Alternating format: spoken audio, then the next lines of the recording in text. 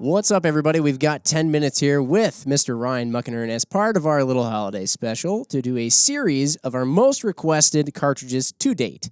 We've got a ton of other cartridge podcasts out there, 10-minute talks that you should go out and check out if these are some of your first to listen to. But on the table, in front of us, between us, we have the 300 Weatherby Magnum. This has been particularly requested. A lot of the Weatherby cartridges have. We have the 300 Weatherby in front of us. So Ryan, give us a little backstory on this. We all know just right off the bat it's a Weatherby cartridge because it's got that rounded shoulder. Yes. But yeah, why don't you go into these bad boys? A cartridge almost as great as Mark's beard. The 300 Weatherby Magnum. The year was 1944. A young man by the name of Roy Weatherby, much like P.O. Ackley found a way to improve cases, Roy Weatherby did too, adding what we call a Venturi shoulder, which is that radius shoulder, for all the same reasons that we see Venturis in carburetors, right? The thought process was... Oh. Yeah. I always thought it was just to kind of like set it apart and look cool. No, there's some solid theory in it. And it was that radius shoulder, that Venturi effect, creates that little vortex on the inside of the case and does a better job of burning powder. It is really a spectacular round. It was my first real Magnum cartridge. I had one built for me by the great folks at Weatherby Custom Shop long ago. And it is a really high recoiling cartridge, so I named the gun Evil Roy.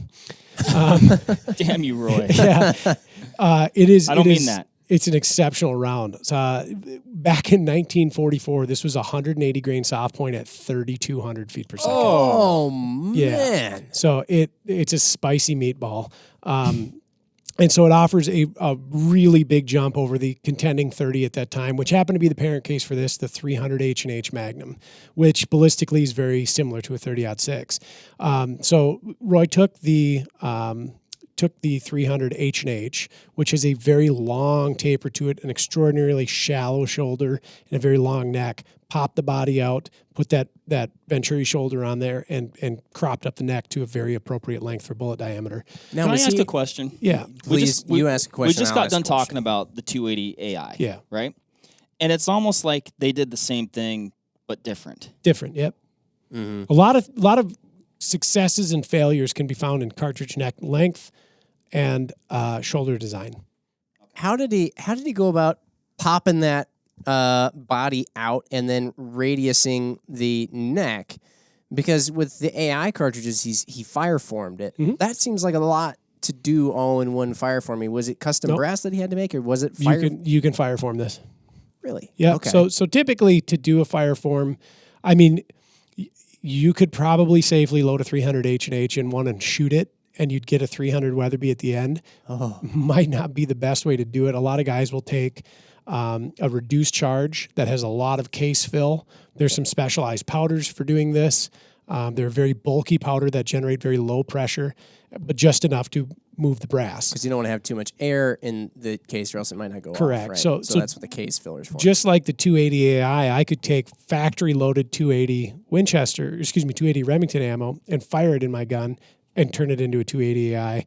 I suppose at the time that was the most effective means by which he was making 300 Weatherby brass until he had a source for it and then had it made. Great question for the guys at Weatherby, though. I'm sure they can give you the definitive answer to that. But it was a cartridge that for a very, very, very long time held the title of the most powerful 30 caliber cartridge on the planet. Or I should say factory offering, because there was a couple of kind of semi-custom and full custom jobs that certainly beat it out. It wasn't until the advent of the 378 Weatherby that had a slightly larger, considerably larger case, that it was dethroned. Today, I still think it's remarkably viable, and I've actually seen a resurgence in people using it.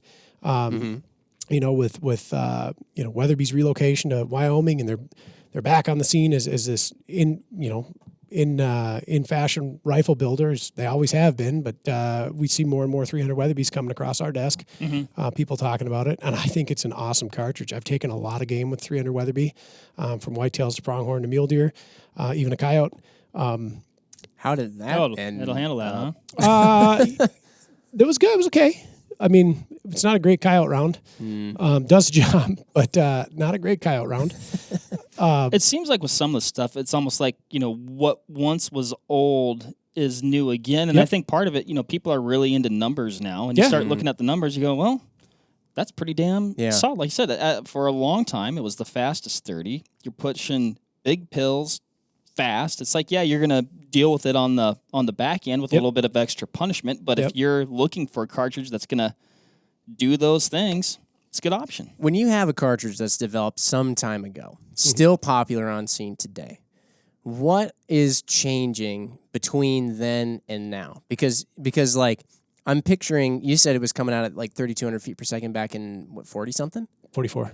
So is it still coming out at 3,200 feet per second in 2020?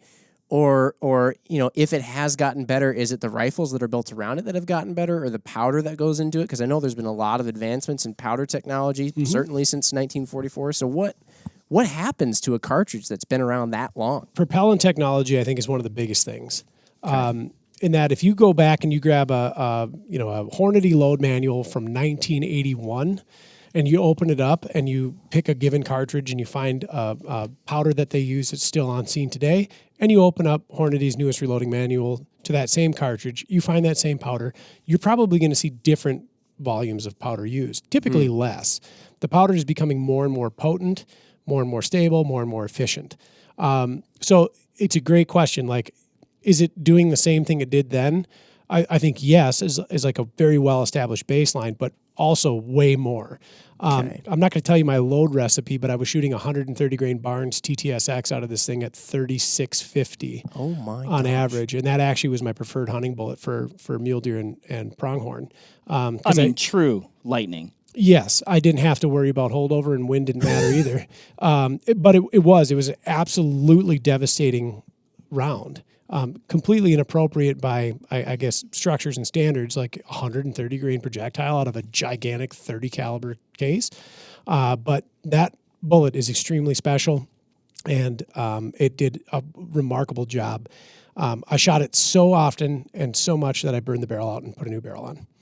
Wow. And so now it's Everoy 2. That probably couldn't have taken long to burn the barrel out on something like that, did it? So I had a lot of brass too. I'd been given a very large quantity of 300 Weatherby brass, and at the time, I was under the assumption that the brass, for absolutely optimized like performance, you had to fire form your 300 Weatherby brass to your 300 Weatherby chamber. So I fire formed every single piece of brass. Oh, gosh. Now I did it at a really reduced charge. So it was a 150 grain FMJ at like 300 Savage levels. So that probably didn't hurt me as much as it did, but I burned up a lot of 130 grain TTSXs. It was a fun gun to shoot, albeit it absolutely beat the tar out of me.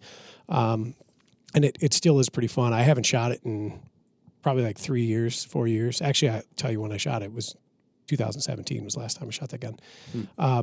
But it's a really, really, really good cartridge.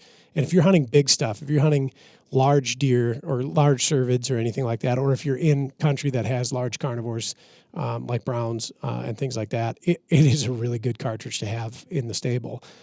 There's really nothing it can't do. I think it's an exceptional everything cartridge. And if you're a hand loader, you can turn it down. You don't have to shoot it at 300 Weatherby velocities. And there were some loads that I dialed way back when I was shooting heavier weight bullets and I didn't want them going at these light speed, warp speed velocities. I'd turn it down to like a medium 300 Win Mag velocity. And so then why wouldn't you just shoot a 300 Win Mag? I'd have to buy a new gun. Oh, yeah. Okay. And so the nice thing is if you have something like this that you can, with one gun, load it down, essentially be then shooting something similar to a 300 Win Mag. Yep. Okay. On average, then let's say like 180 grain pill, something like that, right? And what's the difference between the 300 Weatherby and say just a 300 Win Mag? A couple 100 feet per second. Okay. That is significant. Yeah. So I can shoot a 190 Barnes LRX out of the 300 Weatherby, a little north of 3,200 feet per second. Okay. My 300 Win Mag, we'll put those out at just over 2,900 feet per second. Okay. Wow. Yeah. Yeah, that's the difference. Yeah. And it is like that's tangible. When we're getting hundreds of feet per second between the two, it shows up. It shows up on both ends. Like the drop is obviously improved. The recoil is obviously increased. Now, since this is a Weatherby family cartridge, Yep. and people have requested lots of stuff about the Weatherbys, there's a number of different ones out there. Are all of them generally kind of the same bag of tricks thrown at various different calibers? Or, because I know, what do we have? The two... So 224, 240, 257. Yes. I'm going to mention the 6.5 300 later, but so 224, 240, 257, 277. Then we jump up to a different case, and I guess we needed to jump up to two different cases. You get into the 300 Weatherby, the 340 Weatherby. Then you jump into a different case, and you get into the 3378, the 378, the 416, and the 460. The 6.5 300 is a really recent advent into this, where they just took the 300 Weatherby and they necked it down to 6.5. So hyper velocity cartridge. Oof. That's got to be. Yep. And people have been wildcatting on these cases for a long time too. I was actually under the assumption that Weatherby was going to introduce their 6.5 on the 257 or the 270 Weatherby case, which is shorter. So this is the same case length as a full length H&H Magnum. So if you took a 300 H&H or 375 and necked it down, you would get this effectively. The 257, the 270, the 7mm are all on WinMag length cases. Okay. So they're slightly shorter. And so my assumption was they were going to do their 6.5 on that case for a long time. I was going to have a custom rifle built in that long before I had any inclination that Weatherby was working on the 6.5 300. I never did, for whatever reason. And eventually they dropped it on this case. I think the goal was they wanted absolutely the fastest, flattest shooting 6.5 on the market. They did it. So not the same bag of tricks. I don't really look at the Venturi or the radius shoulder as a trick. I don't think it's gimmicky. Sure. I think it's sound. It's not standard by any stretch of the imagination, but in all of their offerings, with the exception of the 224, which is really just a 22-250, in all of their offerings, they do turn the volume up quite a bit. That's kind of their shtick. It's like if you put Weatherby at the end of any given caliber in name, you can bet it's probably coming out faster than most of that caliber. Yes, and they have been for a long time. The 340 Weatherby, for instance, another really old cartridge, same case, just 33 caliber instead of 300, beats a 338 Lapua for intensive purposes. Oh unbelievable. Gosh. That's what when I was doing a little bit of reading on it. It sounds like several of the cases are based on the 300 H&H, right? Yep. Okay. Yep. Wow. Yeah.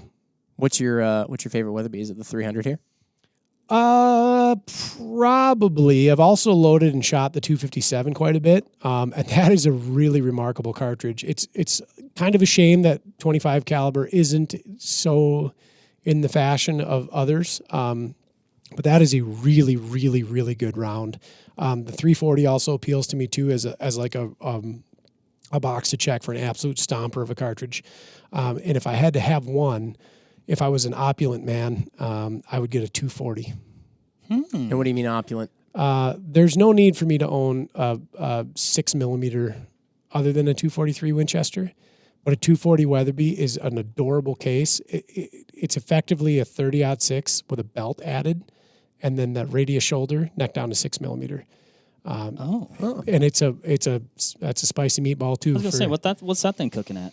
It's a 100 grain bullet at fast. I'd have to look back at the load data. I don't want to misquote it, but that's a cool cartridge. And there's other ways to do it. You get a 6mm 06 or 6mm Gibbs, and you're kind of doing the same thing. Yeah, but it's just neat, right? It is neat. But I think probably it'd be a close toss up between 300 and 257. I still own the 300, so I'll probably say 300. That's fair. Yeah, Makes sense to me. I was hunting with a guy last weekend, 257 Weatherby. Yep. Loves it. Yeah. Great cartridge. Crushes deer with it. Yes. Good. Yeah, good. So whitetail, mule deer, antelope? Yep. I know a number of guys that have used them for elk. Yeah. So that it puts that velocity to a point where now we've got some energy behind it. And if you're shooting a bullet like a Barnes TTSX, not a lot going to stand in the way of that. At that velocity, it's going to do a really good job. I don't think it'd be my first pick. I'd rather have a 300. But yeah. Right on. Cool. Well, there you have it, folks. the Weatherby cartridges, and more specifically the 300 Weatherby, in the mind of Ryan Muckenhirn.